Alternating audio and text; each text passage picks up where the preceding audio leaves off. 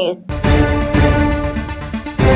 మహిళా రిజర్వేషన్లు నియోజకవర్గాల పునర్విభజనకు సంబంధించి ప్రధాని మోదీని ఉద్దేశించి సీఎం రేవంత్ రెడ్డి ట్వీట్ చేశారు. మహిళా బిల్లుకు ప్రతి ఒక్కరూ మద్దతు ఇస్తారని స్పష్టం చేసిన ముఖ్యమంత్రి ఆ పేరుతో నియోజకవర్గాల పునర్విభజనను ముందుకు తీసుకురావద్దని హితవు పలికారు. లోక్సభ నియోజకవర్గాల పెంపు విషయంలో భిన్నాభిప్రాయాలు ఉన్నాయని తెలిపారు. సీట్ల పెంపుపై అఖిలపక్ష భేటీ నిర్వహించాలని సూచించారు. ప్రస్తుతం దేశవ్యాప్తంగా మహిళా రిజర్వేషన్లు నియోజకవర్గాల పునర్విభజనపై చర్చ జరుగుతోంది. ఈ నేపథ్యంలోనే లోక్సభ సీట్ల పెంపు మహిళా రిజర్వేషన్లకు సంబంధించి ప్రధానమంత్రి నరేంద్ర మోదీకి తెలంగాణ ముఖ్యమంత్రి రేవంత్ రెడ్డి కీలక సూచనలు చేశారు. డీలిమిటేషన్, మహిళా రిజర్వేషన్లు రెండు వేరువేరు అని పేర్కొన్నారు. మహిళా రిజర్వేషన్లను అంతా ఆమోదిస్తారని చెప్పిన రేవంత్ రెడ్డి నియోజకవర్గాల పునర్విభజనపై మాత్రం భేదాభిప్రాయాలు ఉన్నాయని వెల్లడించారు. లోక్సభ సీట్లను పెంచే విషయంలో అన్ని పార్టీలతో కలిసి సమావేశం నిర్వహించి భేటీలో చర్చించి నిర్ణయం తీసుకోవాలని ప్రధాని మోదీకి రేవంత్ రెడ్డి సూచించారు. లోక్సభలో సీట్లను పెంచడం, మహిళా రిజర్వేషన్లు రెండు వేరు అని దేశంలోని ప్రతి పౌరుడికి తెలుసని పేర్కొన్నారు.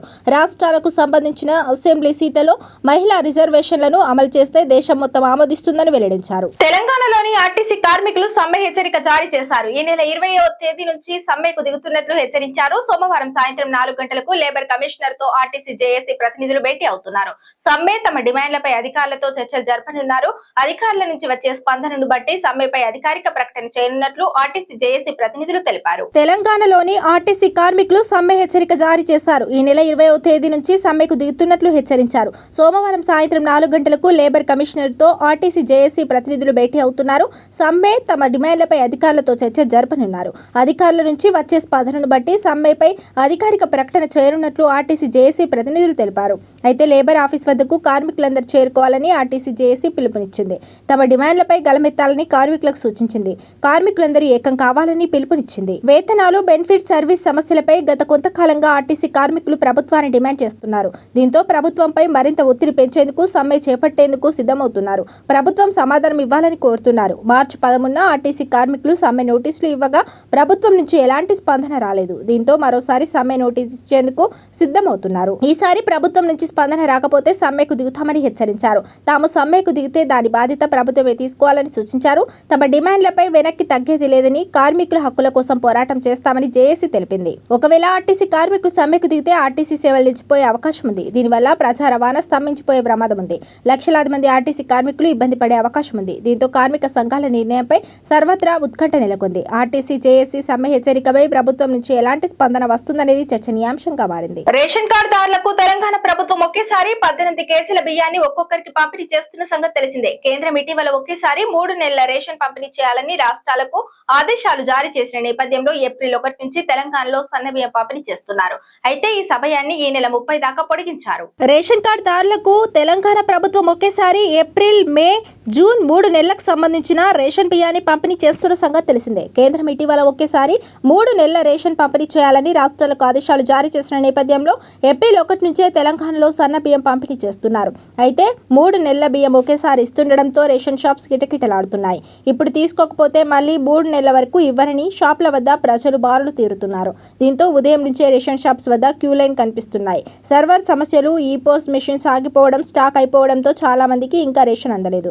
దీంతో ఎవరూ ఆందోళన చెందాల్సిన పని లేదని, ఈ నెల 30వ తేదీ వరకు రేషన్ బియ్యం ఇస్తామని అధికారులు చెబుతున్నారు. తెలంగాణలో రేవంత్ రెడ్డి సర్కార్ రేషన్ కార్డుదారులకు సన్న బియ్యం పంపిణీ చేస్తున్న విషయం తెలిసిందే. ఈ క్రమంలో ఒకేసారి 3 నెలల రేషన్ ఇవ్వనున్న నేపథ్యంలో రేషన్ కార్డుదారులకు నెలకు 6 కేజీల చొప్పున మొత్తం 18 కేజీల సన్న బియ్యం ఇవ్వనున్నారు. ఎండల తీవ్రత దృష్ట్యా కేంద్ర ప్రభుత్వం ఏప్రిల్, మే, జూన్ నెలలకు సంబంధించిన రేషన్ ను ఏప్రిల్లోనే ఇవ్వనుంది. హైదరాబాద్ జిల్లాలో మొత్తం 8,40,40,345 రేషన్ కార్డులు ఉండగా అందులో నమోదైన 32,24,284 మందికి 59,510.604 మెట్రిక్ టన్నుల సన్న బియ్యం పంపిణీ చేస్తున్నారు.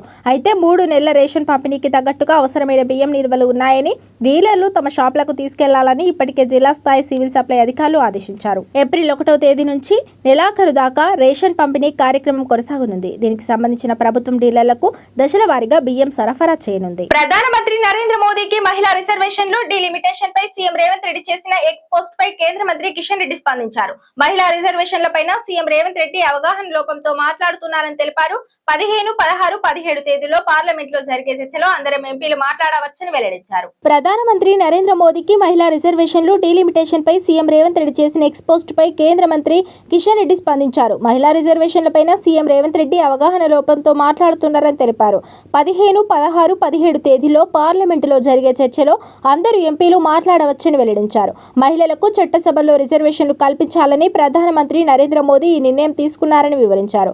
మహిళా రిజర్వేషన్లపై రాజకీయాలు చేయొద్దని కాంగ్రెస్ ను కోరారు. దశాబ్దాలుగా కాంగ్రెస్ పరిపాలన చేసిందని, అంబేద్కర్ చెప్పిన మహిళల రిజర్వేషన్ల గురించి ఎందుకు పట్టించుకోలేదని కిషన్ రెడ్డి ప్రశ్నించారు. ప్రధానమంత్రి నరేంద్ర మోదీ మహిళలకు రిజర్వేషన్లు తీసుకువస్తుంటే కోడి గుడ్డు మీద ఈకలు పీకే ప్రయత్నం కాంగ్రెస్ నేతలు చేస్తున్నారని ఎద్దేవా చేశారు. 70 కోట్ల మంది మహిళల గౌరవాన్ని పెంచాలని, వారికి హక్కులు కల్పించాలని రిజర్వేషన్లు తీసుకువస్తున్నామని చెప్పారు. తాము దక్షిణాదిలోనే ఉన్నామని, ఎవరికీ అన్యాయం జరగకుండా మోదీ ప్రభుత్వం ఈ నిర్ణయం తీసుకుందని వెల్లడించారు. అవగాహన లోపంతో మాట్లాడుతూ ఉన్నారు. రేపు జరిగేటువంటి 16, 17, 18 తేదీల్లో ఎంపీలు పూర్తిగా చర్చలో పాల్గొనవచ్చు, తమ అభిప్రాయాలు వ్యక్తం చేయవచ్చు. ఇది అన్ని పార్టీలు కలిసి మహిళల ఆత్మ గౌరవాన్ని పెంచే విధంగా, మహిళల హక్కులకు రక్షణ కల్పించే విధంగా, మరి ఈ రోజు యొక్క మహిళలకు 33% చట్టసభల్లో, పార్లమెంటులోను, అసెంబ్లీలోను కల్పించేటువంటి ఒక సాహసోపేతమైన నిర్ణయాన్ని ఈ రోజు నరేంద్ర మోడీ గారు తీసుకున్నారు. కాబట్టి నేను కాంగ్రెస్ పార్టీని కూడా కోరుతా ఉన్నాను, దీన్ని రాజకీయం చేయకండి. మీరు దశాబ్దాల పాటు దేశాన్ని పరిపాలించారు. డాక్టర్ బాబాసాహెబ్ అంబేద్కర్ గారి నుంచి ఈ రోజు వరకు అనేక సార్లు కూడా మహిళల రిజర్వేషన్ కావాలని డిమాండ్ చేసినప్పుడు కూడా కాంగ్రెస్ పార్టీ ఏ రోజు కూడా సానుకూలంగా స్పందించలేదు. ఈ రోజు నరేంద్ర మోడీ గారు ధైర్యం చేసి మరి ఈ రోజు చట్టసభలో 33% రిజర్వేషన్ తీసుకొస్తా ఉంటే కోడి గుడ్డు మీద ఈకలు పీల్చేటువంటి ప్రయత్నం రేవంత్ రెడ్డి గారు, కాంగ్రెస్ పార్టీ, రాహుల్ గాంధీ చేస్తా ఉన్నారు. కాబట్టి దయచేసి ఆ ప్రయత్నం మాని మరి పెద్ద మనసుతో, ఎందుకంటే ఈ దేశంలో 70 కోట్ల మంది మహిళల గౌరవం, వాళ్ళకి హక్కులు కల్పించాలి. కాబట్టి ఈ రోజు 140 కోట్ల మంది ప్రజలు ఆకాంక్షలకు అనుగుణంగా ఈ యొక్క మహిళల రిజర్వేషన్ సంబంధించినటువంటి మరి బిల్లు వస్తా ఉంది. దీంట్లో సవరణలు చేసేటువంటి ప్రయత్నం ఉంది. దాన్ని సానుకూలంగా సమర్థించాల్సిందిగా నేను ఒకటే కోరుతా ఉన్నాను. దక్షిణ భారతదేశంలో మేమందరం ఉన్నాము. దక్షిణ భారతదేశంలో ఏ ఒక్కరు కూడా, ఏ రాష్ట్రాన్ని కూడా అన్యాయం జరిగేటువంటి ప్రసక్తి లేదు. అన్ని రాష్ట్రాలకు సమన్యాయం జరిగే విధంగా నరేంద్ర మోడీ గారి ప్రభుత్వం కృతనిశ్చయంతో ఉంది. కాబట్టి కాంగ్రెస్ పార్టీ, రాహుల్ గాంధీ గారు గాని, వాళ్ళ పార్టీకి సంబంధించినటువంటి వాళ్ళు గాని మరి దీనిపైన రాజకీయం చేయకూడదని నేను మనస్ఫూర్తిగా కోరుతా ఉన్నాను. ఎక్కడ అన్యాయం జరగదు, ఏ రకంగా కూడా ఏ రాష్ట్రానికి అన్యాయం జరగకుండా ఈ రోజు మేము ఈ యొక్క సభకు సంబంధించినటువంటి మహిళా రిజర్వేషన్ బిల్లును తీసుకొస్తాం. పొత్తులపై తెలంగాణ బీజేపీ చీఫ్ రామచంద్రరావు సంచలన వ్యాఖ్యలు చేశారు. సోమవారం ఖానాపూర్ మున్సిపల్ ఎన్నికల్లో బీజేపీ అభ్యర్థి విజయం సాధించడాన్ని పురస్కరించుకుని నిర్మల్లో ఏర్పాటు చేసిన విజయోత్సవ సభలో ఆయన మాట్లాడారు. భవిష్యత్తులో బీజేపీ ఏ పార్టీతోనూ పొత్తు పెట్టుకోదని స్పష్టం చేశారు. ఖానాపూర్ లో బీఆర్ఎస్ తో జరిగిన పొత్తు స్థానిక నాయకుల మధ్య మాత్రమే జరిగిందని, పార్టీ స్థాయిలో కాదని వివరించారు. ఖానాపూర్ మున్సిపల్ ఎన్నికల్లో కాంగ్రెస్ నాయకులు పోలీసుల బలంతో గుండాయిజం చేసినా ప్రజలు బీజేపీకి మద్దతు ఇచ్చి పట్టం కట్టారని అన్నారు. కాంగ్రెస్ అధికార బలం ఖానాపూర్ లో పనిచేయదని ఆయన పేర్కొన్నారు. తలసరి ఆదాయం ఉంటేనే అసెంబ్లీ సీట్లు పెంచాలని ముఖ్యమంత్రి రేవంత్ రెడ్డి చేసిన వ్యాఖ్యలు బాధాకరమని రామచంద్రరావు విమర్శించారు.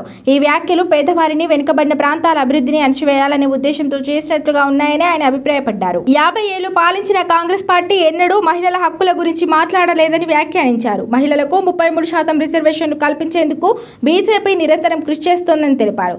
వికసిత్ భారత్ లక్ష్యంతో ఏప్రిల్ 16న మహిళా రిజర్వేషన్ కోసం ప్రత్యేక బిల్లును ప్రవేశపెట్టనుందని తెలంగాణ బీజేపీ చీఫ్ రామచంద్రరావు వెల్లడించారు. భారతీయ జనతా పార్టీ ఖానాపూర్లో ఈ గెలుపు, ఈ చిన్న గెలుపైనా పెద్ద సందేశాన్ని ఈ రోజు రాష్ట్ర ప్రజలకు ఇస్తా ఉంది. రాబోయే రోజులు బీజేపీది, రాబోయే ప్రభుత్వం తెలంగాణలో బీజేపీ. టీఆర్ఎస్ చూశారు, కాంగ్రెస్ చూశారు. ఈ యొక్క రాష్ట్రంలో అభివృద్ధి చెందాలంటే భారతీయ జనతా పార్టీ డబుల్ సర్కార్ ఇంజన్ రావాలి, ఇక్కడ అభివృద్ధి చెందాలి. సెంట్రల్ స్కీమ్స్ కింద ఈ యొక్క జిల్లాలో గానీ, ఈ యొక్క ఖానాపూర్ లో గానీ, పక్కన ప్రాంతాల్లో గానీ జాతీయ రహదారులు అయితే ఏంది, అమృత్ స్మార్ట్ సిటీస్ కింద తెలంగాణలో అన్ని కూడా కేంద్ర ప్రభుత్వం ఇచ్చినటువంటి ఒక పథకాల మీదనే డెవలప్మెంట్ అవుతా ఉంది. రాష్ట్ర ప్రభుత్వం అవినీతితో వైపు మునిగిపోయి ఉంటే బీఆర్ఎస్ పార్టీ అంతర్గతమైనటువంటి కుటుంబ కలవలతో వాళ్ళు కొట్లాడుకుంటున్నారు. కాబట్టి తెలంగాణ ప్రజలు భారతీయ జనతా పార్టీ చూస్తున్నారు. రాష్ట్ర రాజకీయాల్లో బీఆర్ఎస్, ఎంఐఎం, కాంగ్రెస్ పార్టీ ఏకమై బీజేపీని గెలవనీయకుండా చేసే ప్రయత్నంలో ఉన్నారు. కాబట్టి భారతీయ జనతా పార్టీ మాత్రమే ఒక ప్రత్యామ్నాయం ఇప్పుడున్నటువంటి ప్రభుత్వానికి. బీజేపీ తప్పకుండా నెక్స్ట్ ఎలక్షన్స్ లో బీజేపీ అధికారంలో వస్తుందని చెప్పి పూర్తిగా కాంగ్రెస్ ప్రభుత్వంతో పాటు సీతక్క నిర్లక్ష్యం కారణంగా ములుగు జిల్లాలో చిన్నారులు బలవుతున్నారని రెడ్కో మాజీ చైర్మన్ ఏరువ సతీష్ రెడ్డి ఆరోపించారు. ములుగు జిల్లా గోవిందరావుపేట మండల కేంద్రంలోని ప్రభుత్వ పాఠశాలలో కోతుల్ని చంపేందుకు విష గుళికలు కలిపిన బాలామృతం పెట్టడంతో అభంశుభం తెలియని హర్షిత్ నందన్ అనే చిన్నారి తిని ప్రాణాలు కోల్పోయాడని పేర్కొన్నారు. ముగ్గురు చిన్నారులు వాటి తిరగా ఇద్దరు చికిత్స అనంతరం ప్రాణాలతో బయటపడ్డారని అన్నారు. కోతులను చంపేందుకు విషం పెట్టాలని పంచాయతీ అధికారులను ఆదేశించినది ఎవరో చెప్పాలని ప్రశ్నించారు.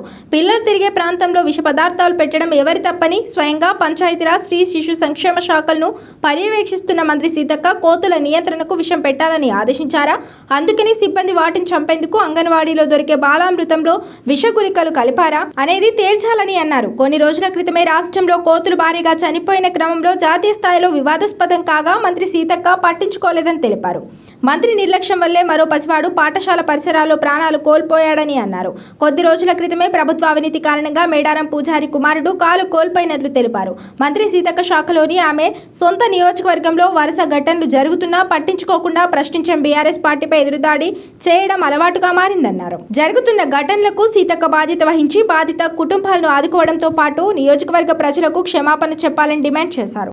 మిమ్మల్ని ప్రజలకు సేవ చేయమని, మాకంటే మంచి ప్రభుత్వం మంచి పాలనీయమని మీకు ఓట్లేసి గెలిపిస్తే ఈరోజు మీరు ఏం చేస్తున్నారమ్మా?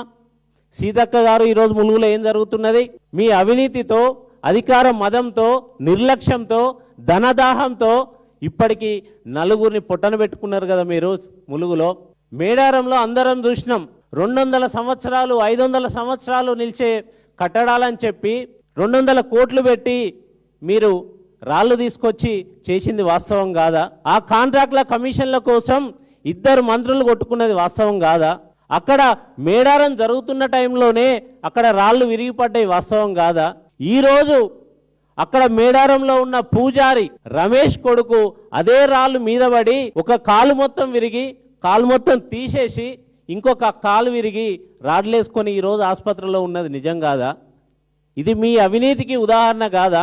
మీరు శిశు సంక్షేమ శాఖ మంత్రిగా, వికలాంగుల మంత్రిగా ఉండి ఒక పసి బాలుణ్ణి 6 సంవత్సరాల బాలుణ్ణి మీరు జీవితాంతం వికలాంగుని చేశారు కదా. ఇది మీ పాలన. ఈరోజు జరిగింది ఇదే అంగన్వాడీలో ఇచ్చే సత్తుపిండిని తీసుకొని ములుగు నియోజకవర్గంలో గోవిందరావుపేట గ్రామంలో అక్కడున్న గ్రామ పాలకులు కోతులను చంపడానికి సత్తుపిండిలో విషగుళికలు పెడితే 6 సంవత్సరాల బాలుడు అశ్విన్ నందన్ ఈరోజు ఇప్పుడు వరంగల్లో ఎంజిఎం హాస్పిటల్లో ఆయన జీవితం కోల్పోయి మరణించి ఉన్నది వాస్తవం కాదా? దీనికి బాధ్యులు ఎవరు? మీరు కాదా? గ్రామీణాభివృద్ధి శాఖ మంత్రిగా ఉన్నారు, ఇటు శిశు సంక్షేమ శాఖ మంత్రిగా ఉన్నారు. దీనికి బాధ్యులు ఎవరు? కోతులను చంపడానికి విషం పెట్టమని ఎవరు చెప్పారు మీకు? ఈరోజు ప్రభుత్వ స్కూల్లో గ్రౌండ్లో పిల్లలు ఆడుకుంటారని అందరికీ తెలుసు కదా. ఆ పిల్లలు ఆడుకునే ప్లేస్లో విషం పెట్టిన సత్తుపిండి పెడితే ఆ తెలియని బాలుడు 3 తిన్నారు. అవి 2 అక్కలు, ఈ తమ్ముడు 3 తింటే ఆ 2కి తెలిసి ఇంటికి పోయి వాళ్ళని వైద్యం చేస్తే వాళ్ళిద్దరు బతికిరు. ఈ తమ్ముడు మాత్రం 6 సంవత్సరాల బాలుడు ఈరోజు చనిపోయిండు. దీనికి బాధ్యత ఖచ్చితంగా మీరే వహించాలి. అదేవిధంగా ములుగు గ్రామ పంచాయతీలో జీతాలు సరిగ్గా ఇవ్వకపోవడం వల్ల తన కొడుక్కి వైద్యం చేయించలేని పరిస్థితుల్లో 2000 రూపాయలు లేని పరిస్థితిలో ఆత్మహత్య చేసుకున్నాడు మహేష్ అనే పారిశుద్ధ్య కార్మికుడు. ఇది మీ నిర్లక్ష్యానికి సాక్ష్యం కాదా? ఒక రమేష్ అనే యువకుడు, ఎంబీఏ చదువుకున్న యువకుడు, మాకు ఇందిరమ్మ ఇల్లు రాలేదు, నాకు అర్హుణ్ణి అయినా కూడా నాకు రాలేదు అని మొరపెట్టుకుంటే పోలీసులను పంపించి బెదిరిస్తే ఆత్మహత్య చేసుకున్నాడు. ఇది వాస్తవం కాదా? మీరు చేయాల్సింది ఏంటి?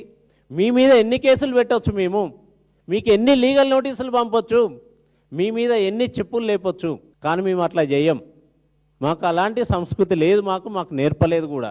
మీరు నిజంగా అవినీతి చేయకపోతే మీ నిజాయితీని నిరూపించుకోండి. మా మీద పెట్టిన కేసు నిలబడాలన్నా, మా అధ్యక్షుల వారికి పంపించిన నోటీస్ నిలబడాలన్నా, మీరు చెప్పిన చెప్పులు లేపాలన్నా మొదలు ఇందులో అవినీతి జరగలేదు, ఇది నిజాయితీగా చేసినామని మీరు నిరూపించుకోవాల్సిన అవసరం ఉంది. నిరూపించుకోవడానికి మీరు కమిషనే వేస్తారో లేకపోతే సిబిఐ ఎంక్వైరీ చేపిస్తారో, కానీ ఏపిచ్చిన తర్వాత ఇందులో అవినీతి జరగలేదు అన్న తర్వాత ఈ పనులు చేయండి. మీరు అప్పుడు చెప్పులు లేపండి, లేకపోతే కేసులు పెట్టండి, లేకపోతే లీగల్ నోటీసులు పంపండి. అంతేగాని ఫ్రస్ట్రేషన్లో సహనం కోల్పోయి ఏది పడితే అది మాట్లాడడం మంచి పద్ధతి కాదు. ఇప్పటికైనా మీ తీరు మార్చుకోవాలని మీకు ఈ సందర్భంగా విజ్ఞప్తి చేస్తున్నాం. ఇది వాటి బులెటిన్. మరో బులెటిన్ లో మళ్ళీ కలుద్దాం. Stay and TS 24 news.